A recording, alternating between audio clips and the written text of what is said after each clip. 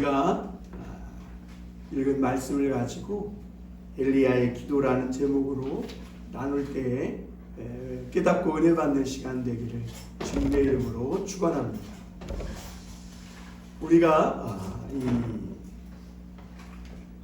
무너져가는 건축물을 다시 복원하여 새롭게 만든다는 것은 새로운 건물을 짓는 것보다 훨씬 더 어려운 일이라는 걸 알고 있습니다. 그리고 새로운 배를 만들어서 바다에 띄우는 것도 어렵지만 큰 배가 물에 빠져가지고 침몰해 가는 것을 건져 올리기란 굉장히 어려운 일입니다. 오늘날 수많은 사람들이 한국이 위험하다, 경제가 무너져가고 있다, 한국 사회가 마약과 음주와 온갖 죄악으로 지금 추락하고 있다 말을 합니다.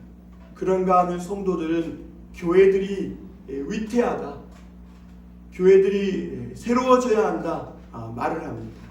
근데 중요한 건요, 교회를 개척해서 세우는 일도 엄청나게 힘든 일이지만 이 마음에 등불이 꺼지고 은혜와 부흥의 열기가 식은 그런 성도들과 이 교회에 새롭게 부흥의 불을 붙인다는 것은 정말 더더욱 어려운 일입니다. 그러므로 여러분, 이러한 때에 많은 사람들이 한국 사회가 어렵고 무너져 간다고, 또 한국 교회가 내리막길을 걷고 있다고, 그런 말은 다 누구나 할 수 있어요. 중요한 건 우리가 그 무너져가는 것, 추락하는 것을 다시 띄어올리고 다시 일으켜 세우기가 새롭게 세우는 것보다 더 어려운 줄 안다면, 우리가 이러한 때에 더 하나님 앞에 우리의 마음을 모아 모여서 기도하며 하나님 앞에 부흥을 부르짖고 하나님 앞에 나아가는 그러한 때여야 된다고 믿습니다. 그러므로 사랑하는 성도 여러분, 오늘날 더 하나님 앞에 우리의 마음과 믿음을 쏟아 기도하시고 이 사회를 위해, 우리 자녀들의 미래를 위해, 교회를 위해 뜨겁게 기도하는, 다시 신앙의 불이 타오르는 그런 신앙이 될 수 있기를 주님의 이름으로 축원합니다. 여러분, 몹시 아프면 사람은 이 통증을 느끼게 마련입니다. 그런데 췌장암이라는 것이 있는데요, 이 췌장암은 치사율이 90%를 넘어가는데 그 이유가 뭐냐면, 췌장암은 몸속에서 이상이 생겨가지고 병이 왔음에도 불구하고 통증이 없다는 겁니다. 그래서 나중에 통증을 느낄 때쯤이면 이미 거의 손을 못 쓰게 돼가지고 그냥 사형 선고를 받고 죽을 날을 기다려야 될 정도로 그렇다는 것이죠. 여러분, 우리 한국 교회를 바라보면서, 또는 내 자신과 우리들을 바라보면서 가장 안타까운 점이 뭐냐면, 오늘날 한국의 많은 교인들과 성도들이 이 신앙의 병이 들고 죄악의 길을 걸으면서도 아무런 통증을 느끼지 못하고 살고 있다는 거. 통증을 느끼고 못 살고 있다. 단지 그냥 내 마음에서 기쁨이 없어지고 감사가 사라졌고 양심이 조금 불편한 것 뿐이지 사는 데는 아무 지장 없다고 생각하는 거예요.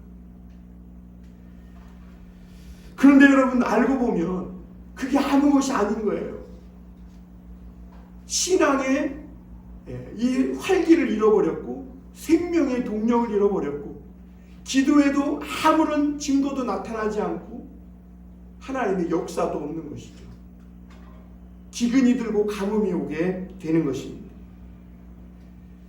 여러분, 이렇게 성도들이, 믿는 자들이 신앙의 열기가 식고 이 믿음의 동력을 잃어버리게 되면 나타나는 이 현상이 여지없이 뭐냐면, 그 사회가 타락하고 부패하고 도덕적으로 해이해지고 추락하게 된다.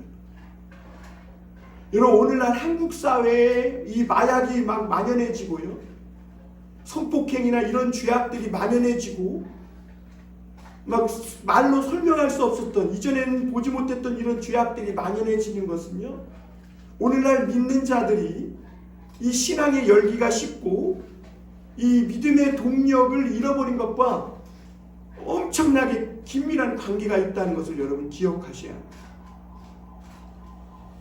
여러분, 우리 믿는 자들이 하나님에 대한 바른 말씀을 잃어버리고 이 신앙의 생명을 잃어버릴 때, 그때 사회는 걷잡을 수 없이 혼란의 길로 빠지게 되는 겁니다. 오늘 엘리야 때 그랬습니다. 우리가 지난번부터 이 북이스라엘의 여러 타락한 왕들을 봐왔잖아요. 여로보암이 금송아지 신앙이 뭐냐면, 오늘날로 말하면 하나님을 믿지 않고 돈을 쫓고 사는 것이 금송아지 신앙이에요, 여러분. 그걸 가지고 이스라엘 백성들이 남유다로 내려가지 못하도록 막은 건데요. 그 여로보암을 시작해가지고 여러 악한 왕들이 북이스라엘에는 계속 나타났어요. 그 어떤 왕은 왕의 자리에 7일, 일주일밖에 못 있었어요.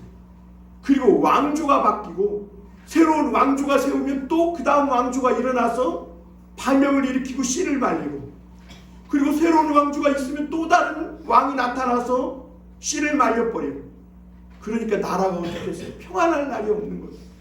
그러다가 오늘 아합 왕 때까지 이르렀는데, 아합 왕은요, 그런 나라를 어떻게든지 유지시켜보고 어떻게든지 이 나라를 잘 이끌어보고자 하나님을 의지한 게 아니라 저 시돈 땅에 있는 이세벨을 데려다가 결혼을 하고 하나님이 아닌 바알을 섬기는 그런 악한 왕이었음을 보게 됩니다. 그러므로 이스라엘이요, 엘리야 때 겉으로 보기에는 그냥 멀쩡해 보여요. 다들 잘 먹고 잘 사는 것 같고, 다들 놀러 다니고 있고, 다들 돈 잘 쓰고 그러고 있는 것 같아요. 그런데 당장은 문제가 없어 보였지만, 엘리야 때 엘리야가 하나님의 눈으로 바라본 이스라엘은 완전히 침몰하는 배와 같았고, 엔진이 꺼져가지고 저 높은 곳에서 추락하는 비행기와 같았다는 거예요. 잠시는 괜찮아요. 잠시는 지금까지 왔던 동력으로 나아가는 것 같고, 잠시는 하늘에 떠 있으니까 아직은 비행하고 있는 것 같아요. 그러나 엔진이 꺼졌고 불이 식었다는 거예요. 어떻게 되겠어요? 그 결과가 얼마 못 가서 엄청난 재앙으로 나타나게 될 것이죠. 그래서 이 이스라엘 전체가 겉으로는 호의호식하고 그랬지만 그 국민들의 정신이 썩어버린 거예요. 그리고 도덕적으로 엄청나게 타락한 거예요. 여러분, 오늘 그러한 이스라엘을 다시 일으키기를 원하는 한 사람이 있었는데, 그 사람이 바로 엘리야였습니다. 엘리야. 여러분, 엘리야는요, 구약 성경의 선지자 중에 아주 능력을 많이 행한 선지자인데요, 에레미야나 이사야처럼 성경을 기록한 선지자는 아니에요. 그리고 오늘 엘리야가 갑자기 뜬금없이 등장을 하는데 족보도 별로 없어. 그냥 길르앗 사람, 디셉 사람, 길르앗에 오고 하는 디셉 사람 엘리야, 요 정도가 엘리야에 대한 소개가 전부예요. 그러니까 엘리야는요, 남들과 달리 특별하고 탁월한 사람이 아니었다는 거예요. 아주 평범한 시대인데, 평범한 사람인데, 시대가 워낙 악하다 보니까 하나님이 그를 들어 쓰셔서 구약시대 때 아주 하나님의 기적과 능력을 많이 행한 선지자가 되었는데요, 이 엘리야는 오늘 아합 왕에게 내가 기도하기 전까지는 하늘문이 닫혀가지고 3년 반 동안 비가 오지 않을 것이다 라는 엄청난 폭탄 선언을 하면서 그 전에 뭐라고 이야기하냐면, 오늘 1절 한번 다시 보겠습니다.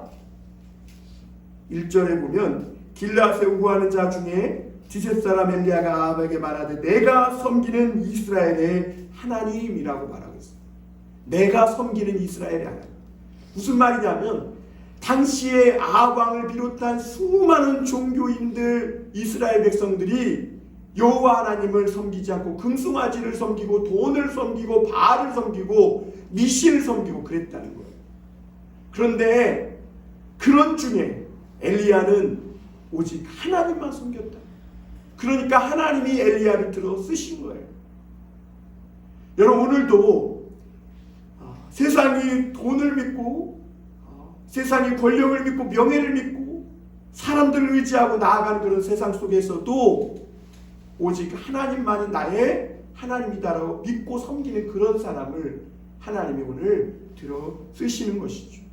그래서 하나님은 오늘 이 엘리야를 통해 침몰해가는 이스라엘을 들어 올리시기 위한 그런 놀라운 특별한 일을 행하시고 그 엘리야를 통해 살 수 있는 그 길이 어떤 길이 있는지를 보여주시는 것을 볼 수가 있습니다. 오늘 첫 번째 우리가 말씀을 통해 생각해 볼 것은 믿는 자들이 치러야 할 대가가 있다는 것. 앞서 말씀드린 대로 이스라엘은 겉으로는 멀쩡합니다. 좋은 옷 입고 좋은 밥 먹고 좋은 집에 좋은 차를 타며 그 전에 누려보지 못했던 호사를 누리며 그렇게 살고 있었지만 사실 하나님의 눈으로 볼 때 이스라엘은 완전히 바닥을 모르는 벼랑으로 추락하고 있었습니다. 이 추락을 막기 위해서는요, 다시 그 생명에 불을 붙여야 하고 이스라엘 백성들의 마음에 은혜의 부흥이 임해서 다시 하나님 앞에 돌아오는 그 길밖에 없는 거예요. 엘리야는 완전히 불이 꺼져가지고 싸늘하고 차디찬 방바닥처럼 된 이스라엘 백성들의 그 마음과 신앙이 다시 불이 붙어서 비상하기 위해서는 그냥 좋은 말 몇 마디, 축복의 말 몇 마디, 그냥 형통하는 말 몇 마디 이런 것 갖고는 약하다고 생각했어요. 안 된다고 생각한 거예요. 여러분 그렇잖아요. 우리가 그 광주에 막 아파트가 무너졌잖아요. 짓던 아파트가. 근데 그 아파트를 그냥 완공하기 위해서 겉에만 그냥 종이 박스로 덕지덕지 붙여놓는다고 해서 그게 사람이 살 수 있는 집이 될 수 있겠어요? 안 되죠. 거기에 아무리 막 좋은 나무떼기 막 비싼 금으로 발라놓는다고 해도 그 집은 무너뜨리고 다시 져야 되는 거예요. 오늘 엘리야가 그런 생각을 한 거예요. 이스라엘이 너무 타락해가지고 그냥 좋은 기도, 형통의 기도 몇 마디 해가지고는 이 이스라엘이 다시 일어날 수가 없다는 거예요. 그래서 이 이스라엘이 살기 위해서는 하나님 앞에 다시 큰 대가를 치러야 하는데 농사가 망쳐지고 경제가 완전히 파탄이 나가지고 막 어려움을 겪고 그래서 그 이스라엘 백성들의 마음이 가난해지고 그 계기를 통해 하나님을 바로 알고 다시 하나님을 향한 뜨거운 이 믿음의 신앙의 불이 붙기를 그렇게 엘리야는 바란 것입니다. 그래서 오늘 우리가 1절 마저 읽어보면요, 엘리야가 아합 왕 앞에서 그리고 공개적으로 폭탄 선언을 하고 기도하는 것을 볼 수가 있습니다. 우리 1절 다시 한번 보겠습니다. 길르앗에 우거하는 자 중에 디셉 사람 엘리야가 아합에게 말하되 내가 섬기는 이스라엘의 하나님 여호와께서 살아계심을 두고 맹세하노니 내 말이 없으면 수년 동안 비도 이슬도 있지 아니하리라 하니라. 여기서 우리가 잘못 보면 엘리야가 내 말이 없으면 이러니까 굉장히 건방져 보이지만 여기 원문에는 그런 뜻이 아니에요. 뭐 엘리야가 하나님입니까? 뭐 자기 말이 있고 없고에 따라서 비가 내리고 안 내립니까? 그 말이 아니라 하나님께서 내 입에 넣어주는 말이 없으면 이란 뜻이에요. 그만큼 엘리야의 기도가 중요한 것이죠. 한편으로는 엘리야는 이 폭탄 선언을 하고 그리고 숨어버렸습니다. 아합 왕과 많은 사람들 앞에서 3년 반 동안 비가 오지 않는다. 그것은 망하는 기도를 한 거예요. 그렇지 않습니까? 이거는 목숨을 각오하지 않고는 이런 기도를 드릴 수가 없는 거예요. 그러니까 엘리야가 어떻게 한 거예요? 이 말을 얼른 하고 도망쳐서 숨어버린 거예요. 왜? 잡히면 죽으니까. 여러분, 하나님의 사람들이요, 복을 받는 방법은 단순해요. 때 되면 하나님 앞에 나와 말씀 듣고 기도하고 하나님 섬기면 다 되는 거예요.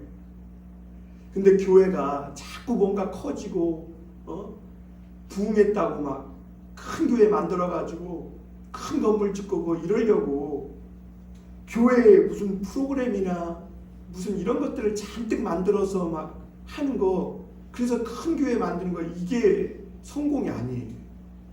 여러분, 하나님을 믿는 사람들을 성경은 양떼라고 표현합니다. 양떼는요, 개처럼 훈련하지 않아요. 막 던져놓고 야 물어와 이러지 않는다. 양떼는 목자가 그냥 때가 되면 이 푸른 초장과 맑은 시냇물이 있는 데로 끌고 가갖고 마음껏 풀을 뜯고 눕고 싶으면 눕고 마시고 싶으면 마시고, 그러면서 살찌고 양질의 좋은 꿀과 맑은 물을 마시고 살게 해요. 그러면 자연적으로 이 양떼는 살도 찌고 새끼도 낳고 그래서 때를 이루게 되는 것이죠. 그런데 이스라엘의 지도자들은 그렇지 못했다는 거예요. 이스라엘의 지도자들은 어떤 종교적인 많은 행사와 프로그램을 만들어요. 그냥 막 여로보암도 베델 제단에다가 막 금송아지를 만들어 놓고 거창하게 많은 사람들을 모아놓고 종교 행사를 했잖아요. 그런 것까지 좋아요. 근데 중요한 것은 프로그램도 많고 행사도 많고 종교적인 그런 의식도 많은데 아주 중요한 핵심은 그들이 하나님이 누구신지를 몰랐다는 거. 하나님이 누구신지. 금송아지를 하나님이라니까 그걸 그대로 믿어요. 그러니까 신앙이 불이 꺼지고 능력이 없어지고 말씀에 이 믿음의 동력이, 생명력이 사라진 것이죠. 그래서 엘리야는 그런 이스라엘을 다시 살리기 위해 아주 지도관 기도를 합니다. 하나님, 제가 다시 기도하기 전에는 하늘문을 닫아가지고 3년 반 동안 비가 오지 않게 해주십시오. 여러분, 3년 반 비 안 오면 어떻게 될까요? 여기에서 편안하게 살 사람 아무도 없어요. 3년 반 비 안 오잖아요. 저 서울의 롯데 그 건물 100몇 층 되는 건물 꼭대기에 사는 사람은 지옥이 되는 거예요. 지옥. 물도 없죠. 전기도 없죠. 지옥이 되는 거예요. 그러면서 이 엘리야는 하나님, 이스라엘이 농사도 망치고 경제도 파탄나고 그래가지고 하나님 앞에 나와 간절히 기도하면서 하나님 다시 알게 해달라고. 그리고 바알이 아니라, 금송아지가 아니라 하나님만이 하늘문을 열고 비를 내려주시는 은혜의 하나님이라는 것을 저들이 다시 깨닫게 해달라고 그렇게 기도하고 있음을 보게 됩니다. 소위 한마디로 말하면요, 망하게 해달라는 기도를 드린 거예요. 여러분, 이 목사님이 성도님 댁에 가가지고 망하게 해달라고 하면 그거 어떻겠어요? 다시는 교회 안 나오죠. 얼굴 안 쳐다보지. 그런데 오늘 엘리야가 그런 기도를 한 거예요. 그러니 아합 왕과 그 신하들에게 어떻게 했어요? 잡아 죽일 놈이 된 거죠. 그러니까 엘리야는 살기 위해 하나님 말씀대로 도망한 거고. 그런데 여러분, 엘리야가 이런 지도관 기도를 드린 것이 그냥 같이 죽자고 한 거예요? 아니죠. 이 이스라엘이 그래도 살 가능성이 있기 때문에 이렇게 사랑의 심정을 가지고 지도관 기도를 드린 줄 믿습니다. 여러분, 보통은 다 기근이나 또는 가정적으로 어려움이 오면 비 오게 해달라고, 하나님 이 가정 축복해달라고, 그래서 하나님의 사랑을 깨닫고 돌아오게 해달라고 이렇게 기도하는 것이 일반적이에요. 그런데 왜 이렇게 엘리야가 지도관 기도를 드렸는가? 그만큼 지금 이스라엘이 완전히 썩어 부패인 거예요. 이게 날카로운 칼을 대지 않고는 이스라엘이 살아날 기미가 없는 거예요. 그래서 엘리야는 엄청난 암덩어리로 죽어가고 있음에도 통증을 못 느끼는 그 이스라엘 백성들을 살리기 위해 극약 처방의 기도를 드린 겁니다. 3년 반 동안 비가 안 와서 많은 사람이 죽거나 고통을 당할지라도 하나님이 이번 이 어려움을 통해 많은 백성들이 하나님을 바르게 알고 다시 하나님 앞에 돌아와 사는 역사가 있게 해달라고 그렇게 기도한 것이죠. 여러분, 살 가능성이 없는 사람은 그냥 진통제 많이 주고 그렇게 고통 없이 살다가 그냥 죽게 내버려 두면 되지, 굳이 수술대 올려가지고 고통을 겪게 할 필요가 없는 거예요. 그러나 반대로 살 가능성이 있다면 아무리 고통스럽고 아무리 힘든 대가를 치르더라도 반드시 수술해서 썩은 부분을 도려내고 살려야 하는 거예요. 그리고 그것이 하나님의 마음인 줄 믿습니다. 오늘날 우리 교회가 정말 회복될 가능성이 없다면, 오늘날 성도들이 다시 살아날 가망성이 없다면 건들 필요도 없고 비판할 필요도 없고 욕할 필요도 없는 거예요. 그냥 어차피 죽을 것이니까 지금 살던 대로 계속 죄짓고 계속 하나님 찾지도 않고 자기 마음대로 살다가 그냥 죽게 내버려 두면 끝이에요. 그러나 여러분, 살 가망성이 단 1%라도 있다면 하나님의 수술대에 올려서 하나님의 말씀의 칼로 째고 도리고 잘라내고 꼬매고 어루만져서 수술해서 다시 살려야 될 줄 믿습니다. 여러분, 한국교회가 살아날 가능성이 있는가? 많은 목사님들이 그렇다고 말합니다. 왜? 아직 한국교회는 기도하는 성도들이 많고 그래도 과거에 하나님이 역사하시고 축복해 주셨던 그 은혜를 기억하며 하나님의 말씀대로 살려는 뜨거운 성도들이 있다는 거예요. 그렇다면 오늘 우리가 어떤 고통의 대가를 치르더라도 여러분, 엘리야처럼 그런 마음을 먹어야 돼요. 어떤 힘든 일을 겪더라도, 내가 죽을 위기에 고비에 놓이더라도, 아방에게 나아가서 폭탄 선언을 하면 제일 먼저 죽을 사람은 나일지라도 그래도 대가를 치르더라도 살아있는 이 믿음을 가질 수 있도록 오늘 큰 희생을 드리며 기도하는 성도들이 되어야 될 줄 믿습니다. 왜냐하면 이스라엘 백성들이요, 지금 이대로 가다가는 농사가 잘 돼서 배불러서 배부르게 한 끼 더 잘 먹고 그렇게 살다 죽을 수 있지만, 그렇게 죽으면 하나님을 모르고 영원히 지옥으로 떨어질 것입니다. 여러분, 우리가 한 끼 배부르게 잘 먹고 사는 것보다 하나님을 알고 구원받고 영원한 하나님의 나라에서 주님을 예배하며 사는 일이, 이 구원받는 일이, 영생을 얻는 일이 가장 인간에게 중요한 일인 줄 믿습니다. 안 되는 사람에게는 그럴 필요가 없어요. 기분만 나빠하고 그런 사람에게는 아합왕처럼 막 오히려 엘리야를 잡아 죽이려고 해요. 그러나 조금이라도 저 사람이 살 가능성이 있다면 오늘 엘리야의 심정으로 외치고 기도하는 사람들이 되어야 될 줄 믿어요. 내가 대가를 치르다 저들이 나를 미워하고 잡아 죽이려 할지라도 오늘 살 가능성이 있다면 그렇게 기도하고 대가를 치르더라도 하나님 앞에 엎드려야 그것이 진정한 하나님의 사랑이 되는 줄 믿습니다. 비록 아프더라도 하나님을 제대로 알고 바른 신앙을 가지고 기도하는 교회가 성도가 될 수 있도록 여러분, 오늘 우리도 엘리야의 기도를 드릴 수 있기를 주님의 이름으로 축원합니다. 두 번째로 생각해 볼 것은 출산을 위해서는 산고가 있어야 한다는 겁니다. 엘리야가 비오지 않는 기도를 공개적으로 하고 숨은 후에 무엇보다 가장 고통을 겪은 사람은 엘리야 자신입니다. 왜냐하면 엘리야는 아합 왕과 신하들에게 공개적으로 이 말을 했기 때문에 이스라엘 백성 중에서 현상금이 가장 많이 걸린 수배범이 된 거예요. 그러니까 누구도 엘리야를 도와줄 사람도 없고 엘리야에게 먹을 것을 갖다 줄 사람도 지금 없는 거예요. 그런데 여러분, 그런 상황에서 하나님이 어떻게 해요? 까마귀를 통해서 엘리야에게 아침과 저녁에 먹을 것을 주시고, 그리고 엘리야는 그런 위기와 어려운 상황 속에서도 하나님이 없는 것 같은, 하나님이 없다고 말하는 그런 세상 속에서도 하나님이 공급하시는 귀한 것들을 먹고 살아가는 체험을 하게 되는 것을 오늘 볼 수가 있습니다. 우리 2절 말씀 한번 3절 말씀 한번 보겠습니다.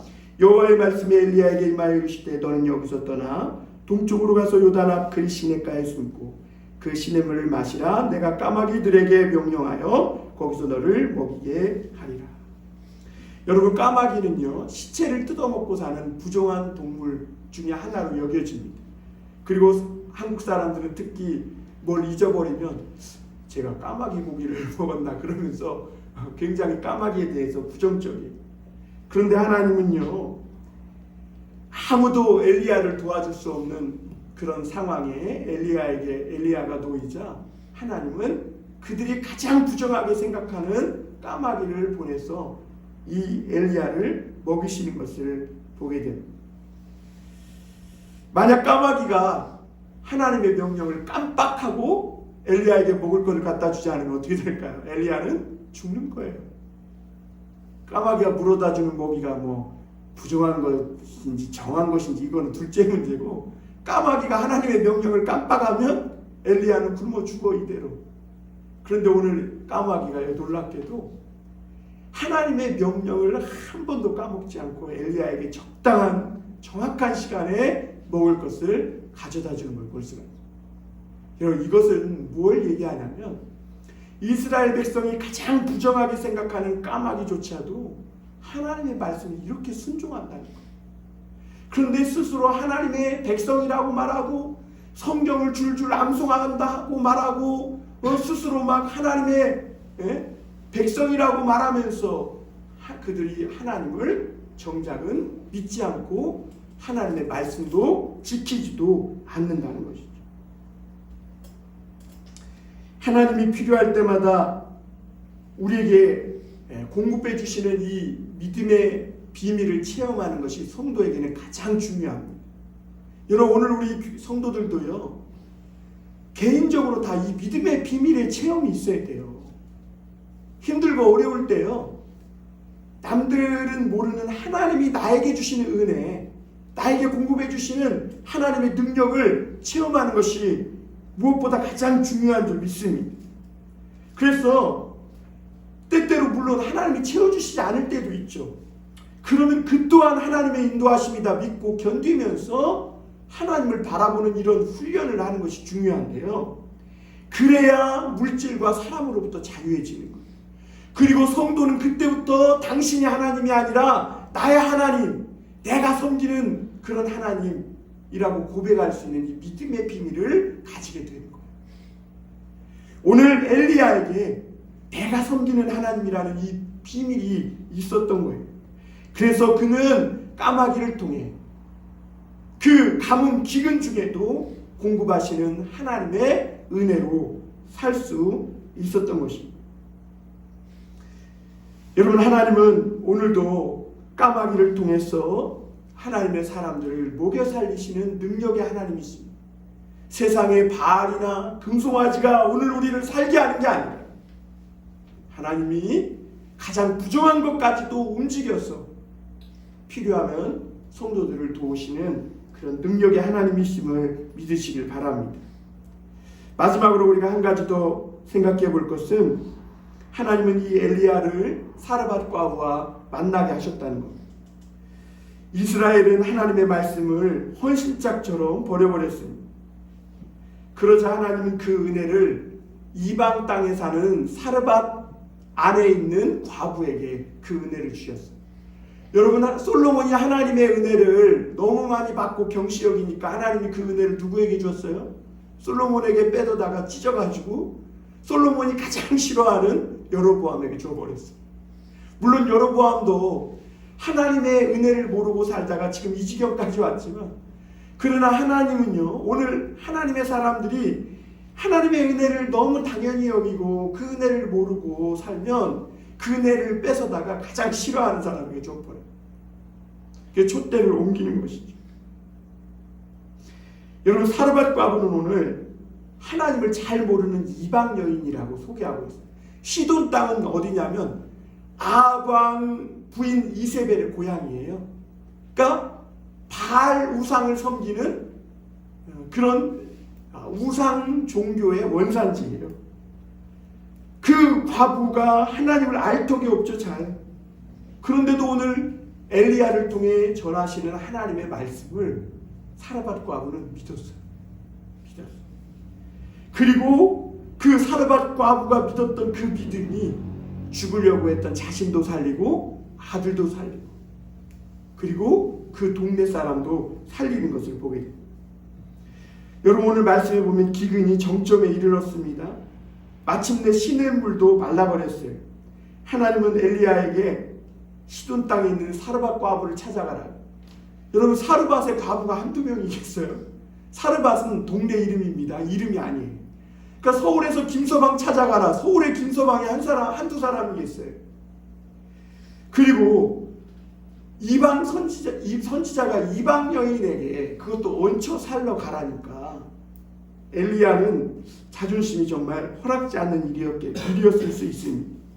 그런데 여러분, 나중에 이것조차 알고 보니까 엘리야에게 필요해서가 아니라 하나님은 사르밧 과부를 살리고 그 형편을 다 하셨기에 그를 축복해 주시기 위해서 엘리야를 보내셨던 것을 우리가 알 수가 있습니다.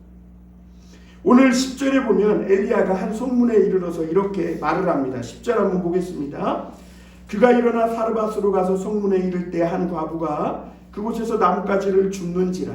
이에 불러 이르되 청하건대 그릇에 물을 조금 가져다가 내게 마시게 하라.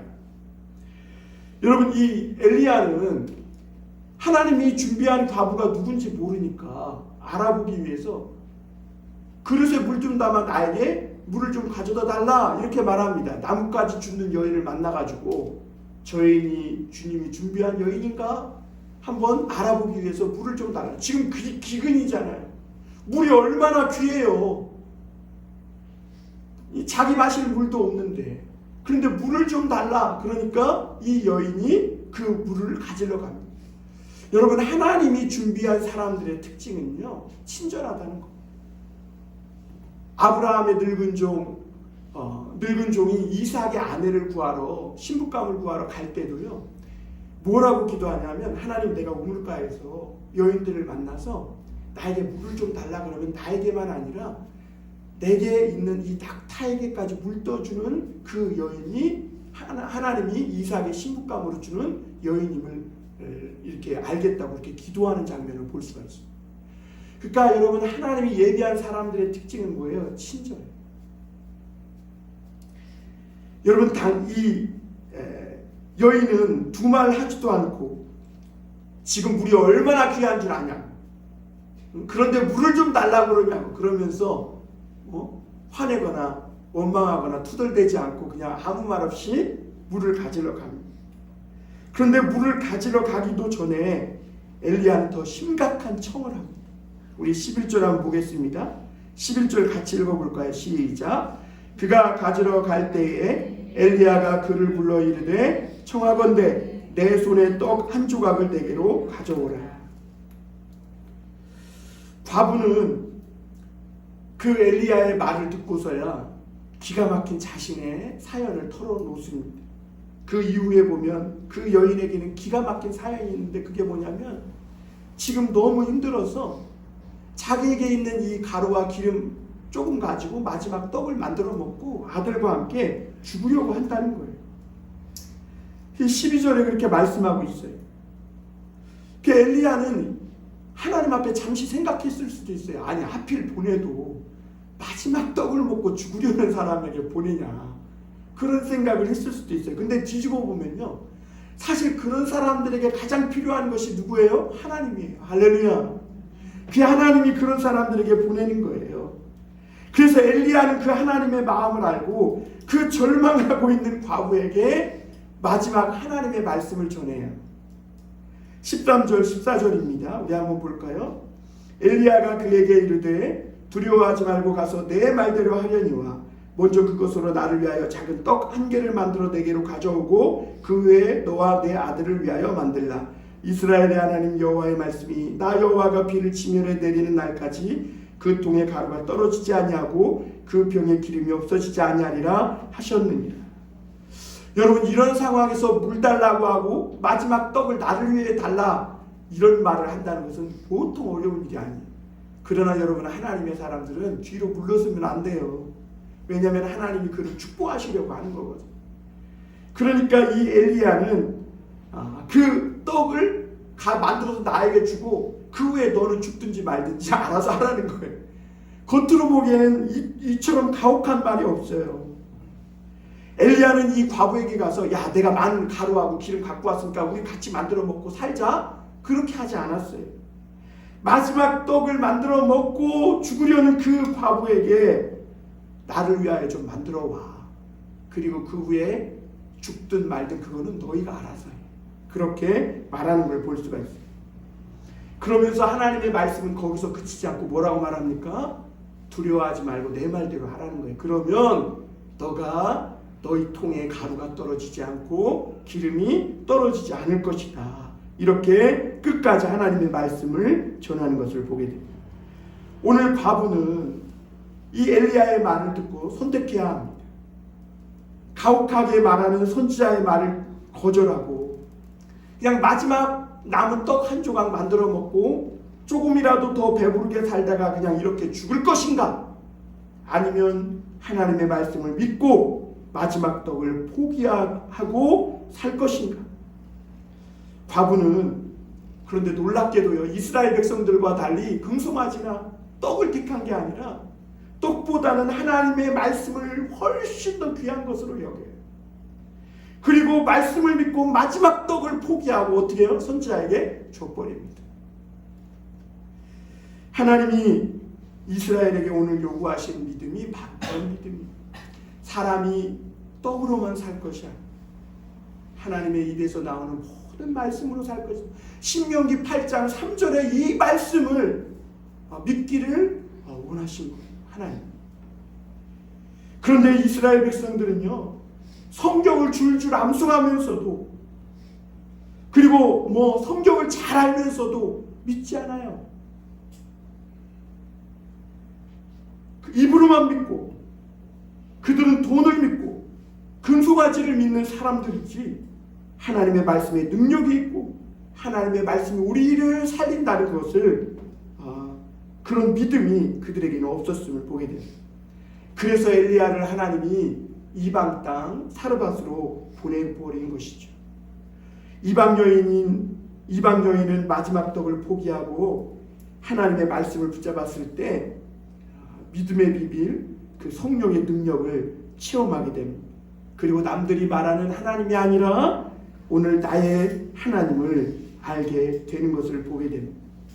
그리고 기적이 나타나기 시작하면서 하나님의 말씀대로 그 통의 가루와 기름이 떨어지지 않게 되는 것을 보게 됩니다. 오늘 이 놀라운 말씀의 능력, 성령의 능력이 이스라엘에게 나타나야 하는데 오늘 이방 땅, 이방 과부에게 나타나는 것을 보게 됩니다. 이스라엘은 성경을 잘 알고 가르치기도 했고 암송도 잘했지만 안 믿어요.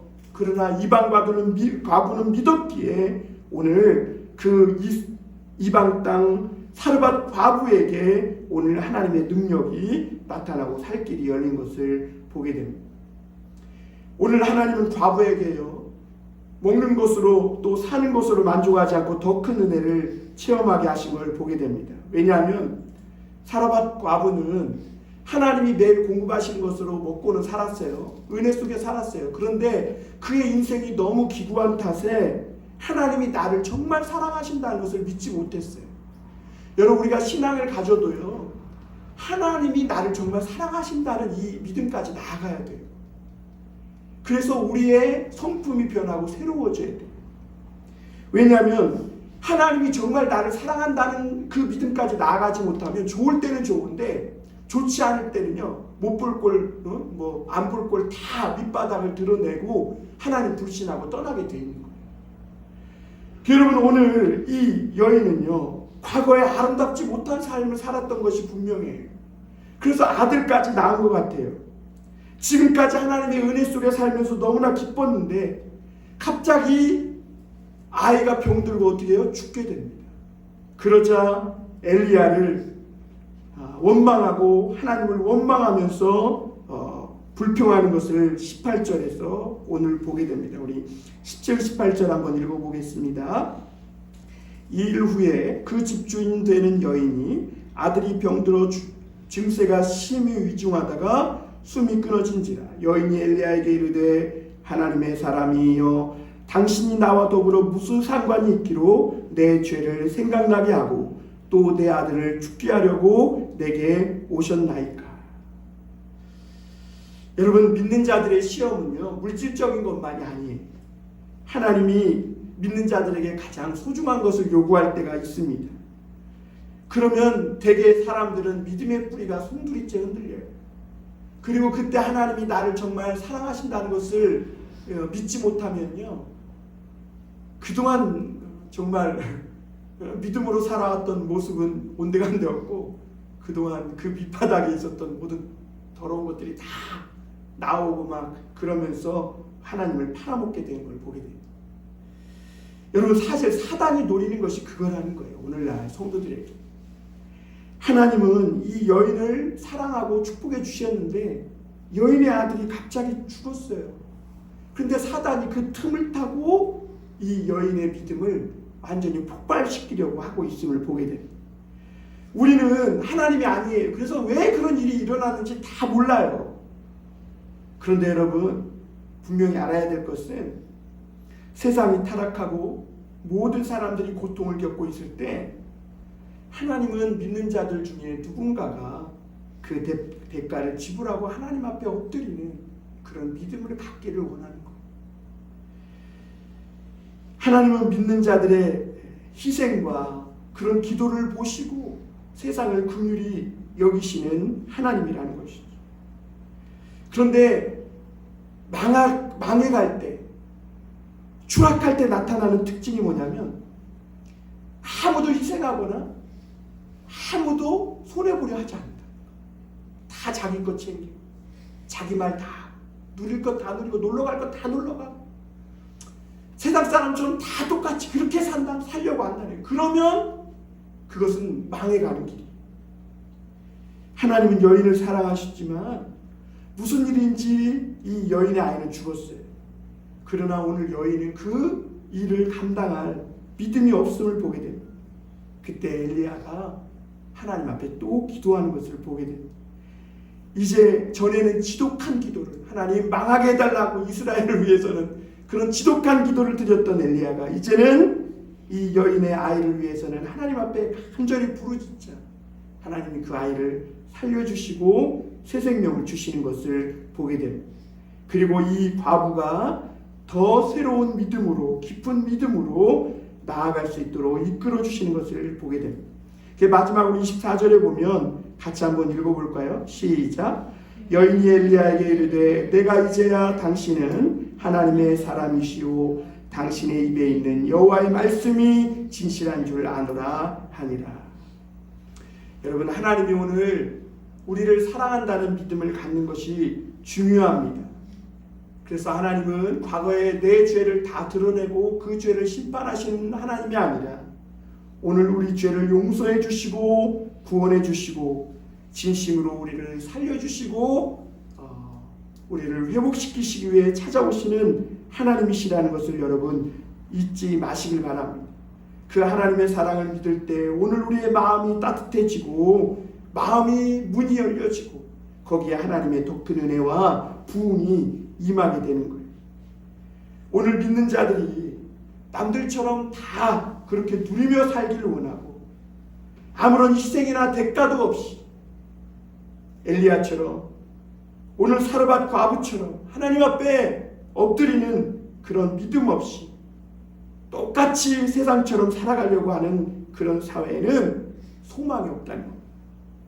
오늘 우리가 남들처럼 좀 못 먹고 남들처럼 덜 재밌고 남들처럼 그렇게 호요식하며 살지 못할지라도 오늘 우리 마음이 하나님께로 다시 뜨거워져서 날마다 엘리야처럼 사라밧 과부처럼 이렇게 하나님의 놀라운 믿음의 비밀을 체험하며 살아가는 성도들이 다 되실 수 있기를 주님의 이름으로 축원합니다. 기도하겠습니다.